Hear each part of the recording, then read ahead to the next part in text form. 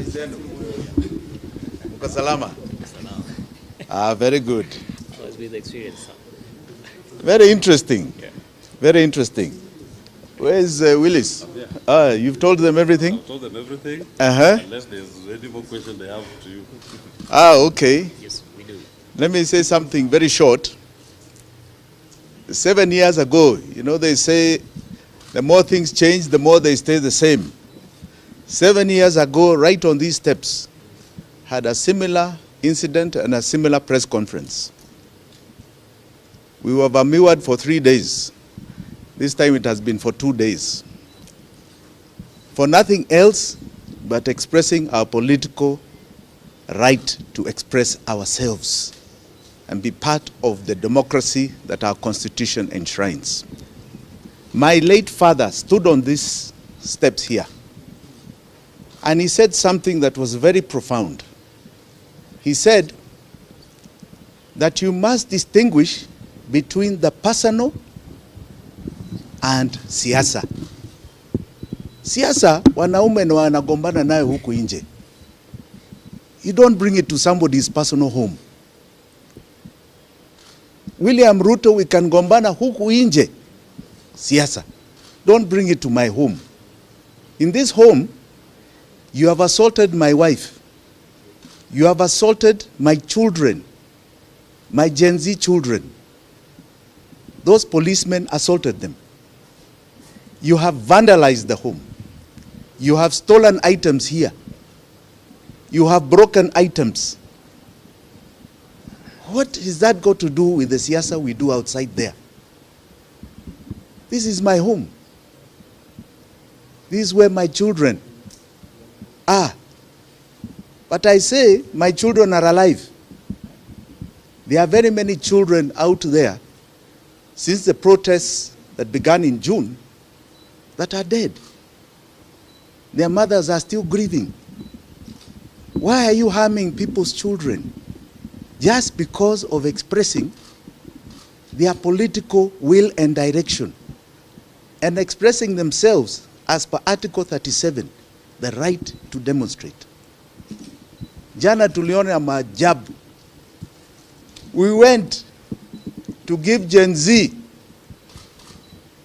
what we believed was a much needed support on Nane Nane. We hit the streets. We were there no more than 5-10 minutes. And we were tear gassed like you cannot believe. Driving out of town, we were chased to this home. And it has been a siege since that time, where hundreds of police officers have been here. And they have done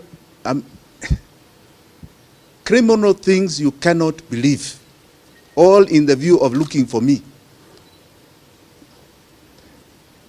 7 years ago, they looked for me in this house, they couldn't find me. Even now, you look for me in this house, you will not find me. So please, musijaribu tena. You're wasting your time. Yeah? If you want me, it's a simple summons and I'll appear where you want me. Stop looking for me in this house. You'll never find me. Never. Please. Sisi wajinga. We are not born yesterday. All right? Now, I want to be very clear here. I am firm in my commitment for democracy of this nation. I have been very vocal about the economy of this nation.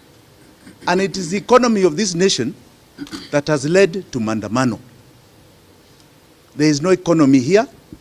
William Ruto, you are collapsing the economy of Kenya. That is what I speak about. Please, don't try and make me a criminal. You come and plant things that in a car that is found at my gate. Please. Hizo vitu, fortunately, technology. We have got a woman planting those things in that car on CCTV. You come and vandalize the CCTV here. Iko kitu inaitwa iCloud. It doesn't make any difference. All right? Please get with it. You seem like you are far behind technology hata nyinyi, you intelligence officers. All right? Please.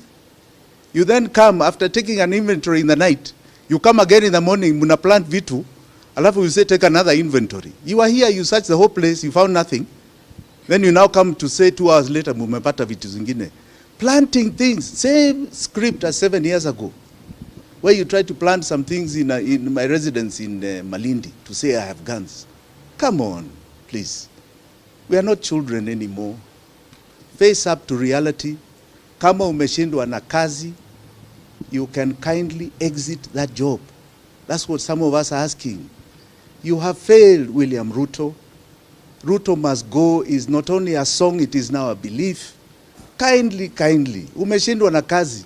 And don't fool anybody. Don't try and fool anybody. It is reality. That no matter what you do from now, it is just going to be more and more economic pain to Kenyans.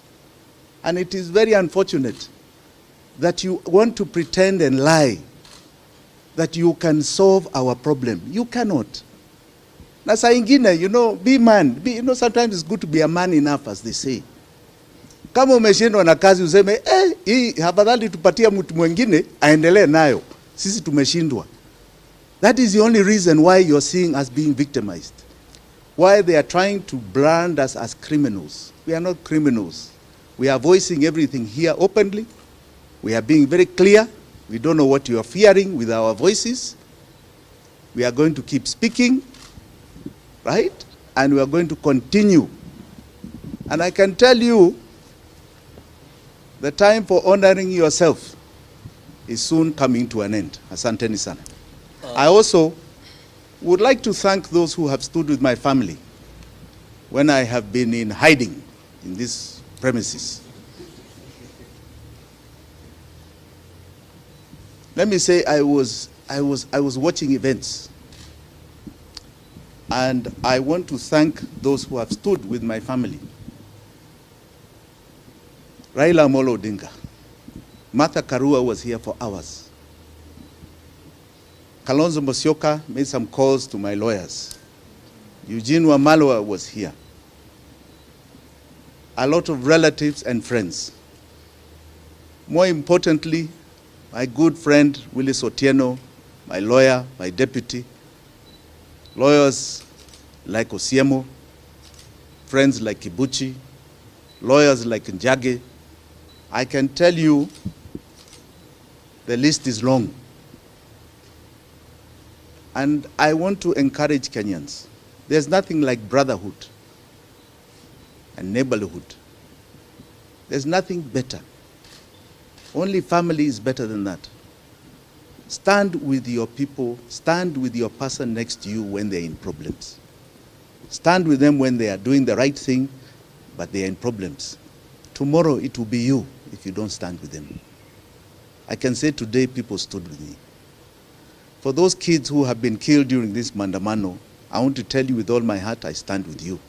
And I stand with those families. And if you want to kill more William Ruto, don't worry.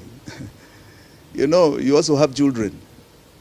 The curses of God are wide and far. Be very careful. Very careful. Very, very careful. Because with every bad deed you do, you define your exit. And history has a lot of records. So kindly, stop killing our children. It's about time we stop those tabias. So please, Kenyans, stand with those who are hurting for expressing their democratic right, for voicing your opinions, for standing up for the better of Kenya, because that's what they're standing up for. God bless you all. Asante sana. Yes, Honorable Jimmy, have you recorded any statement for A statement with who? To this end, with the DCI? Have I received summons? You haven't received any summons? No, who has summoned me? I've received no summons. What statement? About for what? Have I committed a crime? The breakage they've done in your residence? Oh, against them? Yeah. Oh, that I will sue them for monies they cannot believe. Probably how much? A lot of money. They are doing the assessment. Yes.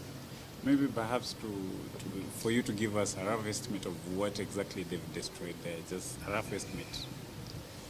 I have just more or less surfaced. See, let us do our assessment. They are experts who do that, right? But millions of shillings.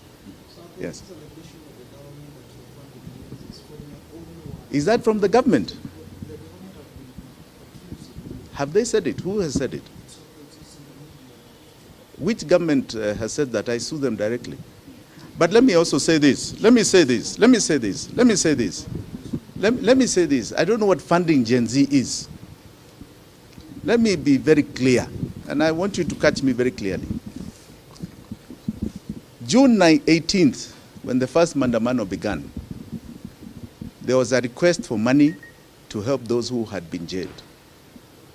I publicly donated money to help many come out of bond.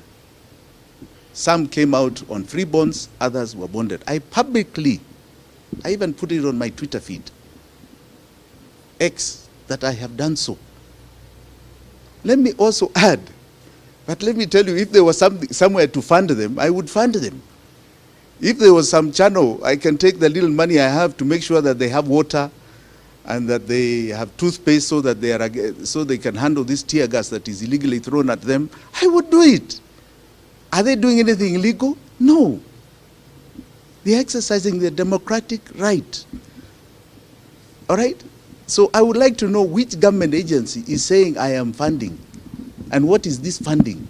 They are looking for scapegoats. They started with, I think, Russia. Then they went to Ford Foundation. Now it's Jimmy Wanjigi. Please, please. Yeah, we're not stupid. This is just a big joke, right? They are looking for scapegoats. They are the cause of this problem.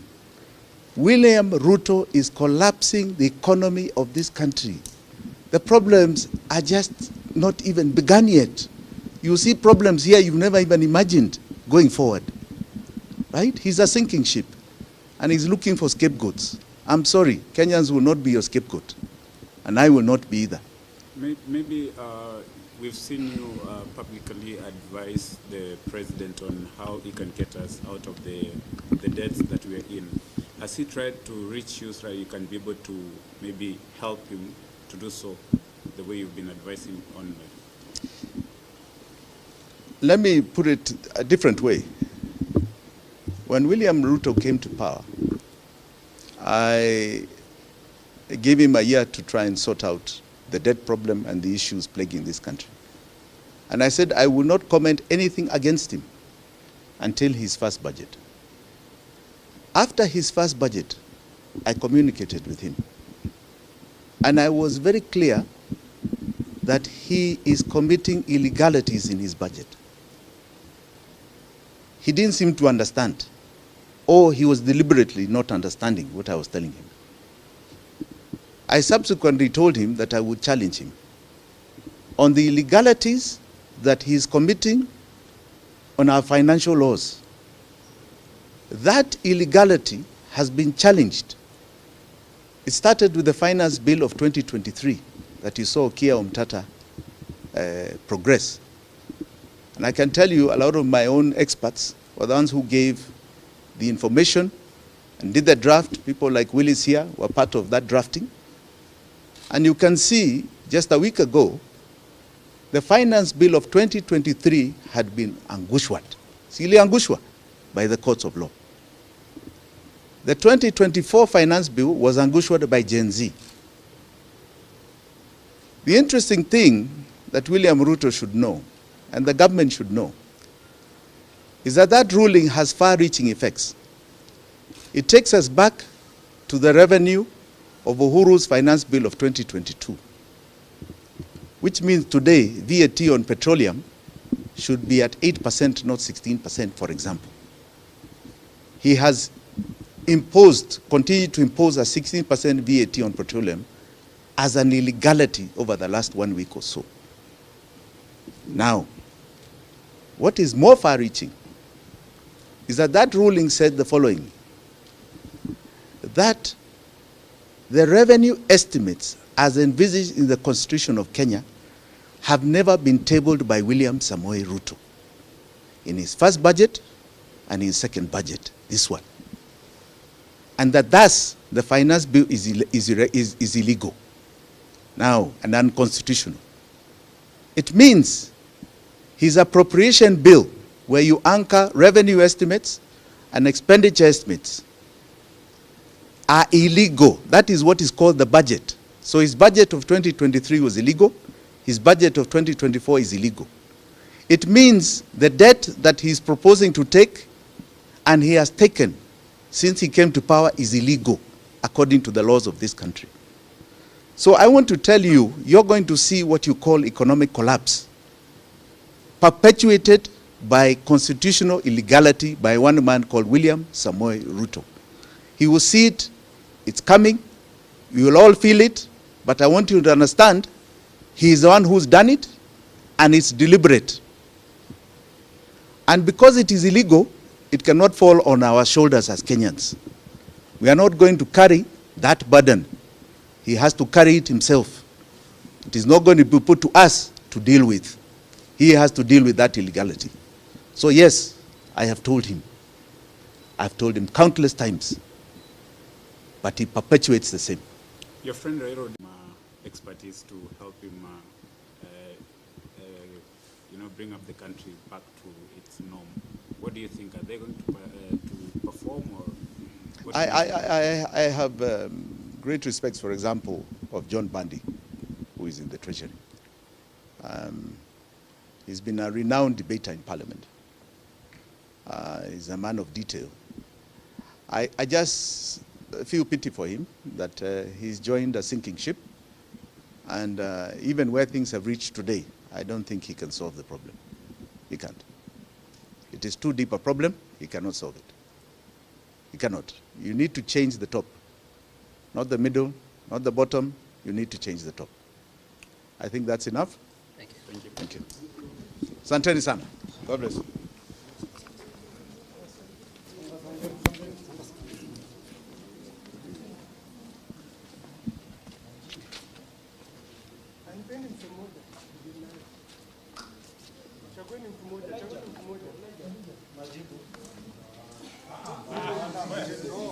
What?